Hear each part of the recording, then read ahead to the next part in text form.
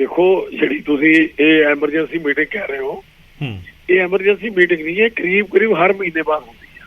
ठीक अंतर कमेटी की मीटिंग होती है क्योंकि सारा कारज जिन्ना हुई है ਜਿਹੜਾ ਐਸਜੀਪੀਸੀ ਦਾ ਸੰਵਿਧਾਨ ਹੈ ਉਹਦੇ ਚ ਅੰਤਰ ਕਮੇਟੀ ਚ ਹਰ ਚੀਜ਼ ਪਾਸ ਹੋ ਕੇ ਉਸ ਤੋਂ ਬਾਅਦ ਅੱਗੇ ਚੱਲਦੀ ਹੈ। ਸੋ ਇਸ ਕਰਕੇ ਇਹ ਰੂਟੀਨ ਦੀ ਮੀਟਿੰਗ ਹੈ, ਇਹਨੂੰ ਤੁਹਾਡੇ ਮੁਤਾਬਕ ਇਹਨੂੰ ਤੁਸੀਂ ਜਲਦੀ ਨਾਲ ਕਈ ਵੀ ਮੀਟਿੰਗ ਕਹਿ ਸਕਦੇ ਹੋ। ਸੋ ਮੈਨੂੰ ਲੱਗਦਾ ਕਿਉਂਕਿ ਬਹੁਤ ਸਾਰੇ ਮਸਲੇ ਜਿਹੜੇ ਆ ਕੋਈ ਵੀ ਮਸਲਾ ਉਹਦੀ ਵਿਚਾਰਿਆ ਜਾਂਦਾ, ਪਰ ਅੱਜ ਦੀ ਤਰੀਕ ਵਿੱਚ ਜਿਹੜਾ ਤੁਸੀਂ ਇਸ ਗੱਲ ਦਾ ਜ਼ਿਕਰ ਕਰ ਰਹੇ ਹੋ ਸਿੰਘ ਸਾਹਿਬ ਵਾਲਾ ਜਾਂ ਕੁਛ ਹੋਰ ਹੈ, ਹਾਲੇ ਤੱਕ ਇਸ ਮਾਮਲੇ ਦੇ ਵਿੱਚ ਕੋਈ ਏਜੰਡਾ ਸਾਹਮਣੇ ਨਹੀਂ ਆਇਆ।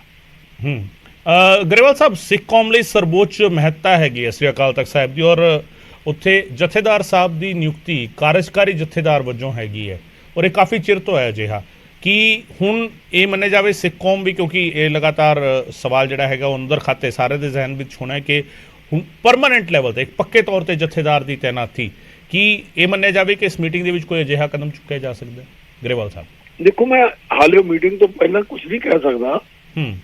ਇਹ ਗੱਲ ਤਾਂ ਮੇਰੇ ਹਿਸਾਬ ਨਾਲ ਹਾਲੇ ਕੋਈ ਨਹੀਂ ਹੈਗੀ, ਕਿਉਂਕਿ ਕਿਆਸ ਰਾਈਆਂ ਹੀ ਹੈ ਨਾ, ਉਸ ਕਿਆਸ ਰਾਈਆਂ ਨੂੰ ਮੈਂ ਪੁਸ਼ਟੀ ਨਹੀਂ ਕਰ ਸਕਦਾ, ਪਰ ਪੰਥਕ ਮਸਲੇ ਤਾਂ ਵਿਚਾਰੇ ਹੀ ਜਾਂਦੇ ਆ, ਹਰ ਮੀਟਿੰਗ ਵੀ ਵਿਚਾਰੇ ਜਾਂਦੇ ਆ।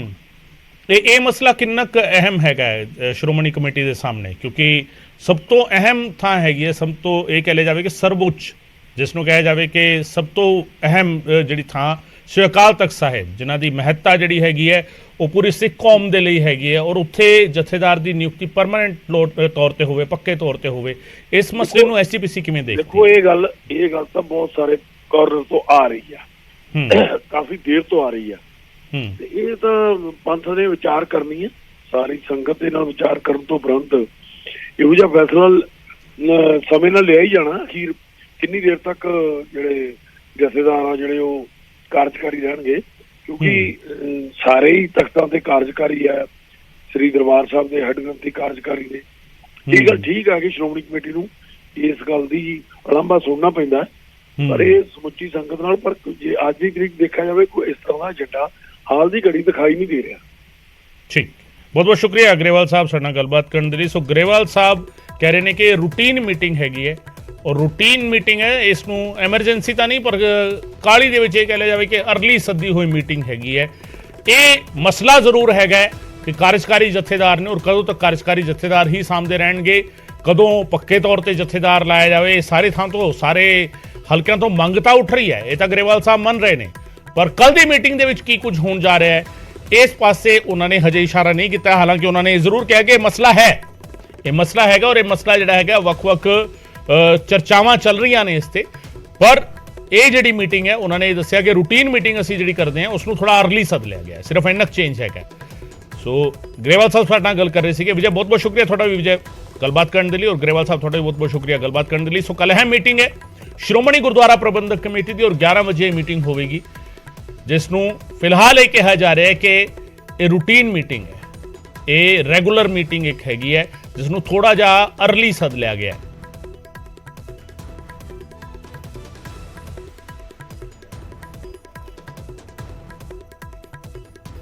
ਸੋ ਜਥੇਦਾਰ ਬਦਲੇ ਜਾਣ ਦੀਆਂ ਕਿਆਸ ਰਾਈਆਂ ਕਾਫੀ ਚਿਰ ਤੋਂ ਲੱਗ ਰਹੀਆਂ ਨੇ, ਔਰ ਜਿਸ ਤਰੀਕੇ ਮੇਰੇ ਸਹਿਯੋਗੀ ਵਿਜੇ ਜੋ ਜ਼ਿਕਰ ਕਰ ਰਹੇ ਸੀ ਕਿ ਇੱਕ ਕਮੇਟੀ ਬਣਾਈ ਗਈ ਸੀ, ਉਸ ਕਮੇਟੀ ਦੀਆਂ ਸਿਫਾਰਿਸ਼ਾਂ ਔਰ ਲਾਗੂ ਨਹੀਂ ਹੋਈਆਂ, ਉਸ ਨੂੰ ਲੈ ਕੇ ਵੀ ਕਿਤੇ ਨਾ ਕਿਤੇ ਸਵਾਲ ਉੱਠ ਰਹੇ ਨੇ। ਕਰਨੈਲ ਸਿੰਘ ਪੀਰ ਮੁਹੰਮਦ ਸਾਹਿਬ ਅਕਾਲੀ ਆਗੂ ਸਾਡੇ ਨਾਲ ਫੋਨ ਲਾਈਨ ਤੇ ਇਸ ਵੇਲੇ ਮੌਜੂਦ ਨੇ। ਪੀਰ ਮੁਹੰਮਦ ਸਾਹਿਬ, ਬਹੁਤ ਬਹੁਤ ਸਵਾਗਤ ਹੈ। ਕੱਲ ਦੀ ਅਹਿਮ ਮੀਟਿੰਗ ਹੋਣ ਜਾ ਰਹੀ ਹੈ ਸ਼੍ਰੋਮਣੀ ਕਮੇਟੀ ਦੀ, ਹਾਲਾਂਕਿ ਜਨਰਲ ਸਕੱਤਰ ਉਹਨਾਂ ਦੇ ਕਹਿ ਰਹੇ ਨੇ ਕਿ ਰੂਟੀਨ ਮੀਟਿੰਗ ਹੈ, ਪਰ ਥੋੜੀ ਜਿਹੀ ਅਰਲੀ ਅਸੀਂ ਸੱਦ ਲਈ ਹੈ।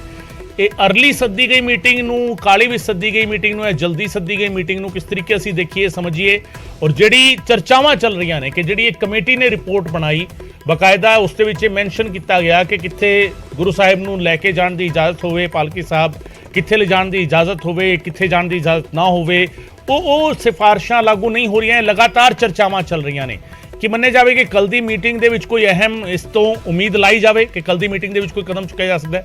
ਪੀਰ ਮੁਹੰਮਦ ਸਾਹਿਬ, ਦੇਖੋ, ਇਹ ਮਸਲਾ ਜਿਹੜਾ ਨਾ ਸ਼੍ਰੋਮਣੀ ਗੁਰਦੁਆਰਾ ਪ੍ਰਬੰਧਕ ਕਮੇਟੀ ਨਾਲ ਸੰਬੰਧਿਤ ਹੈ। ਸ਼੍ਰੋਮਣੀ ਗੁਰਦੁਆਰਾ ਪ੍ਰਬੰਧਕ ਕਮੇਟੀ ਅਕਸਰ ਹੀ ਆਪਣੀ ਮੀਟਿੰਗ ਜੋ ਪੰਥ ਦੇ ਮਸਲੇ ਹੁੰਦੇ ਨੇ ਜਾਂ ਸ਼੍ਰੋਮਣੀ ਗੁਰਦੁਆਰਾ ਪ੍ਰਬੰਧਕ ਕਮੇਟੀ ਦਾ ਆਪਣਾ ਕਾਰਜਭਾਰ ਹੈ, ਉਹਦੇ ਸੰਬੰਧ ਦੇ ਵਿੱਚ ਉਹ ਅਕਸਰ ਹੀ ਮੀਟਿੰਗਾਂ ਕਰਦੇ ਰਹਿੰਦੇ ਆ। ਤੇ ਮੀਟਿੰਗ ਦਾ ਏਜੰਡਾ ਜਿਹੜਾ ਉਹਦਾ ਵੀ ਜਿਹੜੇ ਸ਼੍ਰੋਮਣੀ ਗੁਰਦੁਆਰਾ ਪ੍ਰਬੰਧਕ ਕਮੇਟੀ ਦੇ ਪ੍ਰਧਾਨ ਜਾਂ ਜਿਹੜੇ ਐਗਜ਼ੈਕਟਿਵ ਮੈਂਬਰ ਨੇ ਉਹਨਾਂ ਨੂੰ ਪਤਾ ਹੁੰਦਾ। ਸੋ ਮੇਰੇ ਕੋਲ ਇਸ ਤਰ੍ਹਾਂ ਦੀ ਕੋਈ ਜਾਣਕਾਰੀ ਨਹੀਂ ਹੈਗੀ, ਔਰ ਸ਼੍ਰੋਮਣੀ ਅਕਾਲੀ ਦਲ ਦੇ ਬਾਰੇ ਕੋਈ ਤੁਸੀਂ ਸਵਾਲ ਕਰੋਗੇ ਤੇ ਮੈਂ ਉਹਦਾ ਜਵਾਬ ਦੇ ਸਕਦਾ। ਸਰ, ਸ਼੍ਰੋਮਣੀ ਕਮੇਟੀ ਵੀ ਸ਼੍ਰੋਮਣੀ ਅਕਾਲੀ ਦਲ ਦੀ ਬਹੁਮਤ ਤਾਂ ਸ਼੍ਰੋਮਣੀ ਅਕਾਲੀ ਦਲ ਦਾ ਹੀ ਹੈ। ਸ਼੍ਰੋਮਣੀ ਕਮੇਟੀ ਨਹੀਂ, ਉਹ ਇੱਕ ਅਲੱਗ ਪਹਿਲੂ ਹੈ, ਲੇਕਿਨ ਸ਼੍ਰੋਮਣੀ ਗੁਰਦੁਆਰਾ ਪ੍ਰਬੰਧਕ ਕਮੇਟੀ ਆਪਣਾ ਇੱਕ ਏਜੰਡਾ ਲੈ ਕੇ ਮੀਟਿੰਗ ਕਰਦੀ ਹੈ। ਸ਼੍ਰੋਮਣੀ ਅਕਾਲੀ ਦਲ ਕੀ ਸੋਚਦਾ ਹੈ ਕਿ ਜਿਹੜੀ ਸਿਫਾਰਿਸ਼ਾਂ ਕੀਤੀਆਂ ਗਈਆਂ ਸੀ ਉਹ ਲਾਗੂ ਨਹੀਂ ਹੋਈਆਂ, ਕਿਤੇ ਕੋਈ ਲੂਪ ਹੋਲ ਰਹਿ ਗਿਆ? ਕਿਉਂਕਿ ਲਗਾਤਾਰ ਸੰਗਤ ਵੀ ਇਹ ਸਵਾਲ ਪੁੱਛ ਰਹੀ ਹੈ ਕਿ ਇਹ ਮਸਲਾ ਜਿਹੜਾ ਹੈਗਾ ਉਹ ਸੋਲਵ ਹੋਣਾ ਚਾਹੀਦਾ ਹੈ। ਨਹੀਂ, ਉਹ ਤਾਂ ਇੱਕ ਮਸਲਾ ਹੀ ਅਲੱਗ ਹੈ। ਸ਼੍ਰੋਮਣੀ ਅਕਾਲੀ ਦਲ ਦਾ ਇਹਦੇ ਵਿੱਚ ਦੇਖੋ, ਉਹ ਤਾਂ ਸਮੁੱਚੇ ਪੰਥ ਦਾ ਮਸਲਾ ਕਿ ਸਾਡੀ ਇੱਕ ਕਮੇਟੀ ਬਣਾਈ ਸੀ ਤੇ ਉਹ ਕਮੇਟੀ ਨੇ ਆਪਣੀ ਰਿਕਮੈਂਡੇਸ਼ਨ ਉਸ ਦੇ ਵਿੱਚ ਜਿਹੜੇ ਸ਼੍ਰੋਮਣੀ ਗੁਰਦੁਆਰਾ ਪ੍ਰਬੰਧਕ ਕਮੇਟੀ ਦੇ ਪ੍ਰਧਾਨ ਐਡਵੋਕੇਟ ਰਜਿੰਦਰ ਸਿੰਘ ਧਾਮੀ ਜੀ ਤੇ ਸਮੁੱਚੀਆਂ ਪੰਥਕ ਜਥੇਬੰਦੀਆਂ ਦੇ ਨੁਮਾਇੰਦੇ ਸ਼ਾਮਲ ਸੀ ਤੇ ਉਹਨਾਂ ਦੀ ਹਾਜ਼ਰੀ ਦੇ ਵਿੱਚ ਹੀ ਉਹ ਸਾਰੀ ਮੀਟਿੰਗ ਹੋਈ ਸੀ। ਤੇ ਉਸ ਮੀਟਿੰਗ ਦੇ ਵਿੱਚ ਜੋ ਵੀ ਰਿਕਮੈਂਡੇਸ਼ਨ ਹੈ ਉਹ ਅਸੀਂ ਜਥੇਦਾਰ ਸਾਹਿਬ ਨੂੰ ਸੌਂਪੀ ਹੋਈ ਹੈ ਤੇ ਉਹਦਾ ਫੈਸਲਾ ਤਾਂ ਪੰਜ ਸਿੰਘ ਸਾਹਿਬਾਨ ਨੇ ਲੈਣਾ, ਕਦੋਂ ਲੈਣਗੇ ਇਹ ਉਹਨਾਂ ਦਾ ਅਧਿਕਾਰ ਖੇਤਰ ਹੈ ਜੀ। ਸ਼੍ਰੋਮਣੀ ਅਕਾਲੀ ਦਲ ਦੀ ਨਹੀਂ ਸੁਣ ਰਹੀ ਸ਼੍ਰੋਮਣੀ ਕਮੇਟੀ? ਹਾਂਜੀ। ਸ਼੍ਰੋਮਣੀ ਅਕਾਲੀ ਦਲ ਦੀ ਗੱਲ ਨਹੀਂ ਸੁਣ ਰਹੀ ਸ਼੍ਰੋਮਣੀ ਕਮੇਟੀ? ਨਹੀਂ, ਇਸ ਤਰ੍ਹਾਂ ਦੀ ਕੋਈ ਗੱਲ ਨਹੀਂ। ਸ਼੍ਰੋਮਣੀ ਗੁਰਦੁਆਰਾ ਪ੍ਰਬੰਧਕ ਕਮੇਟੀ ਪੰਥ ਦੀ ਨੁਮਾਇੰਦਾ ਜਥੇਬੰਦੀ ਹੈ, ਸੋ ਉਹਨਾਂ ਨੇ ਸਮੁੱਚੇ ਖਾਲਸਾ ਪੰਥ ਨੂੰ ਮੁੱਖ ਰੱਖ ਕੇ ਫੈਸਲੇ ਲੈਣੇ ਹੁੰਦੇ ਆ। ਸ਼੍ਰੋਮਣੀ ਅਕਾਲੀ ਦਲ ਜਿੱਥੇ ਪੰਥ ਦੀ ਨੁਮਾਇੰਦਗੀ ਵੀ ਕਰਦਾ ਹੈ ਔਰ ਰਾਜਨੀਤਿਕ ਤੌਰ ਦੇ ਉੱਤੇ ਪੰਥ ਤੇ ਪੰਜਾਬ ਦੇ ਜੇ ਬੈਟਰਮੈਂਟ ਵਾਸਤੇ ਆਪਣੀਆਂ ਜੋ ਸੇਵਾਵਾਂ ਦਿੰਦਾ ਹੈ, ਸੋ ਉਸ ਦੇ ਵਿੱਚ ਅਸੀਂ ਤਾਂ ਕੋਸ਼ਿਸ਼ ਕਰਦੇ ਹਾਂ ਕਿ ਜੋ ਵੀ ਚੰਗਾ ਹੋ ਸਕਦਾ ਸ਼੍ਰੋਮਣੀ ਅਕਾਲੀ ਦਲ ਦੇ ਪਲੇਟਫਾਰਮ ਤੋਂ ਪੰਥ ਦੇ ਲਈ, ਪੰਜਾਬ ਦੇ ਲਈ, ਉਹ ਅਸੀਂ ਕਰਨ ਦੀ ਹਰ ਸੰਭਵ ਸਰਦਾਰ ਸੁਖਬੀਰ ਸਿੰਘ ਬਾਦਲ ਦੀ ਅਗਵਾਈ ਵਿੱਚ ਕਰ ਰਹੇ ਹਾਂ। ਪਰ ਤੁਸੀਂ ਤਾਂ ਸਿਫਾਰਿਸ਼ਾਂ ਵੀ ਕਰਤੀਆਂ, ਤੁਸੀਂ ਉਸ ਕਮੇਟੀ ਦੇ ਮੈਂਬਰ ਵੀ ਸੀਗੇ ਔਰ ਸਿਫਾਰਿਸ਼ਾਂ ਕੀਤੇ ਨੂੰ ਵੀ ਕਾਫੀ ਚਿਰ ਹੋ ਗਿਆ। ਕਿੰਨਾ ਟਾਈਮ ਹੋ ਗਿਆ ਪੀਰ ਮੁਹੰਮਦ ਸਾਹਿਬ? ਵੈਸੇ ਤੁਹਾਨੂੰ ਯਾਦ ਹੋਏਗਾ, ਇਹ ਮਾਰਚ ਦੀ ਗੱਲ ਹੈ ਜੀ। ਮਾਰਚ ਦੇ ਵਿੱਚ 6 ਮਾਰਚ ਨੂੰ ਹੋਈ ਸੀ ਮੀਟਿੰਗ ਤੇ ਉਸ ਦੇ ਵਿੱਚ ਫੈਸਲਾ ਹੋਇਆ ਸੀ, ਸਾਰੇ ਮੀਡੀਆ ਦੀ ਹਾਜ਼ਰੀ 'ਚ ਹੀ ਹੋਇਆ ਸਾਰਾ।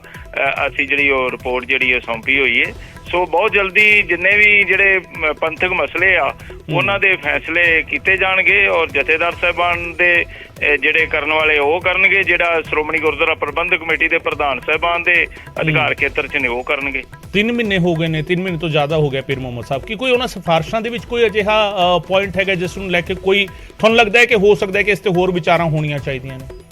ਦੇਖੋ, ਗੱਲ ਇਹ ਆ ਕਿ ਸ੍ਰੀ ਗੁਰੂ ਗ੍ਰੰਥ ਸਾਹਿਬ ਜੀ ਜਿੱਥੇ ਸਿੱਖ ਕੌਮ ਦੇ ਜੋ ਹਾਜ਼ਰ ਨਾਜ਼ਰ ਪਾਤਸ਼ਾਹ ਨੇ, ਉੱਥੇ ਹਰ ਧਰਮ ਦੇ ਲੋਕ ਸਤਿਕਾਰ ਕਰਦੇ ਨੇ ਗੁਰੂ ਸਾਹਿਬ ਜੀ ਦਾ।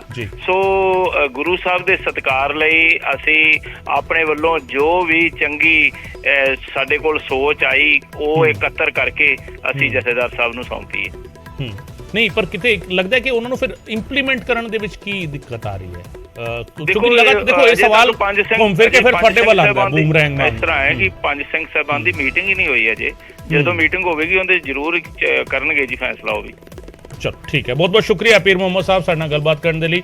ਕਰਨੈਲ ਸਿੰਘ ਪੀਰ ਮੁਹੰਮਦ ਸਾਹਿਬ ਸਾਡੇ ਨਾਲ ਗੱਲ ਕਰ ਰਹੇ ਸੀ। ਉਹ ਵੈਸੇ 3 ਮਹੀਨੇ ਦੇ ਕਰੀਬ ਹੋ ਚੁੱਕਾ, 3 ਮਹੀਨੇ ਤੋਂ ਵੱਧ ਦਾ ਵਕਤ ਹੋ ਚੁੱਕਾ ਇਸ ਪੂਰੀ ਸਿਫਾਰਿਸ਼ਾਂ ਨੂੰ ਦਿੱਤੇ ਹੋਏ। ਹਾਲਾਂਕਿ ਹੁਣ ਤੱਕ ਲਾਗੂ ਨਹੀਂ ਕੀਤਾ ਗਿਆ। ਉਸ ਦੇ ਪਿੱਛੇ ਵਜ੍ਹਾ ਦੱਸ ਰਹੇ ਨੇ ਕਿ ਪੰਜ ਸਿੰਘ ਸਾਹਿਬਾਨਾਂ ਦੀ ਮੀਟਿੰਗ ਨਹੀਂ ਹੋਈ ਹੈ ਇਹਨਾਂ 3 ਮਹੀਨਿਆਂ ਦੇ ਵਿਚਾਲੇ। ਸਵਾਲ ਇਹ ਵੀ ਹੈਗਾ ਤੇ ਉਸ ਸਭ ਦੇ ਵਿਚਾਲੇ ਉਹ ਕਹਿ ਰਹੇ ਨੇ ਕਿ ਹੁਣ ਜਦੋਂ ਮੀਟਿੰਗ ਹੋਵੇਗੀ ਤਾਂ ਫਿਰ ਇਹ ਵਿਚਾਰਾਂ ਕੀਤੀਆਂ ਜਾਣਗੀਆਂ, ਫਿਰ ਇਹ ਫੈਸਲਾ ਲਾਗੂ ਹੋਵੇਗਾ। ਹਾਲਾਂਕਿ ਲਗਾਤਾਰ ਜਿਸ ਤਰੀਕੇ ਮੇਰੇ ਸਹਿਯੋਗੀ ਵਿਜੇ ਦੱਸ ਰਹੇ ਸੀਗੇ, ਔਰ ਇਹ ਮਸਲਾ ਹੈਗਾ ਅਹਿਮ ਮਸਲਾ ਹੈ, ਕਿਉਂਕਿ ਸਭ ਤੋਂ ਅਹਿਮ ਇਸ ਕਰਕੇ ਹੋ ਜਾਂਦਾ ਹੈ ਕਿਉਂਕਿ ਇਹ ਸਿੱਖ ਮਸਲਾ ਜਿੱਥੋਂ ਉੱਠਿਆ ਸੀਗਾ ਅਜਨਾਲਾ ਦੇ ਵਿੱਚ, ਜਿਸ ਤਰੀਕੇ ਥਾਣੇ ਦੇ ਉੱਤੇ ਹਮਲਾ ਹੋਇਆ, ਇਹ ਕਹਿ ਲਿਆ ਜਾਵੇ ਟਕਰਾਅ ਦੀ ਸਥਿਤੀ ਉੱਥੇ ਬਣੀ, ਔਰ ਉਸ ਤੋਂ ਬਾਅਦ ਲਗਾਤਾਰ ਇਹ ਸਵਾਲ ਉੱਠਿਆ ਕਿ ਫਿਰ ਪਾਲਕੀ ਸਾਹਿਬ ਨੂੰ ਕਿੱਥੇ ਲਿਜਾਣ ਦੀ ਇਜਾਜ਼ਤ ਹੋਵੇ, ਕਿਹਨੂੰ ਇਜਾਜ਼ਤ ਹੋਵੇ, ਕਿਹਨੂੰ ਨਾ ਹੋਵੇ।